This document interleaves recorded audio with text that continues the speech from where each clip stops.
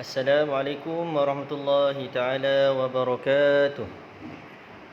Alhamdulillah, pertama kita bersyukur kepada Allah Subhanahu wa taala pada hari ini kita dapat sama-sama berada dalam PDPR untuk mengikuti pelajaran sirah bagi tahun 4 yang bertajuk Jihad Rasulullah dan para sahabat. Pada kali yang ke 3. Dan insya-Allah pada hari ini kita akan lihat dua tajuk yang penting dalam pelajaran sirah berkaitan dengan jihad Rasulullah dan sahabat. Dan sebelum ini kita telah jelaskan maksud jihad itu di sisi agama Islam pada sudut bahasa dan juga istilah, dan juga kita jelaskan berkenaan dengan tujuan Islam membenarkan berjihad. Dan juga kita telah jelaskan dalil hujah dibenarkan berjihad dan sebab-sebab dan juga jenis-jenis jihad. Iaitu ada dua jenis jihad, iaitu jihadul asghar dengan jihadul akbar. Pada hari ini kita akan lihat pelajaran kita iaitu berkaitan dengan tujuan jihad di negara kita. Tujuan ini dengan maksud tuntutan tuntutan jihad di negara kita, bagi keadaan kita di Malaysia, di negara kita ini. Apakah tuntutan jihad yang perlu kita laksanakan dalam konteks kita sebagai pelajar? Iaitu yang pertama, menuntut ilmu.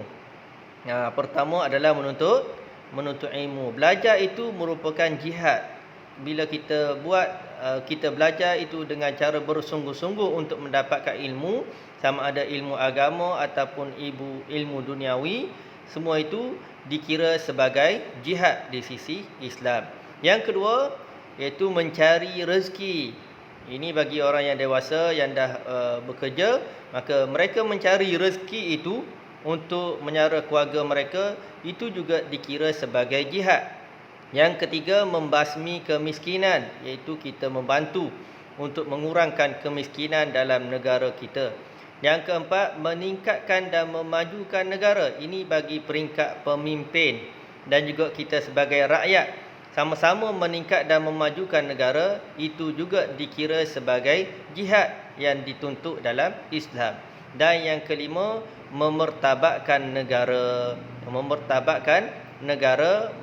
Meningkatkan kualiti negara itu sendiri. Itu adalah tuntutan dan tujuan jihad di negara kita. Okey, seterusnya kita lihat apakah hikmah jihad itu sendiri. Hikmah ini apa yang kita akan dapat perolehi daripada perbuatan jihad kita dalam 5 bentuk tadi. Yang pertama, itu kita akan sentiasa berpakaian kemas. Kerana kekemasan itu adalah merupakan tuntutan dalam Islam.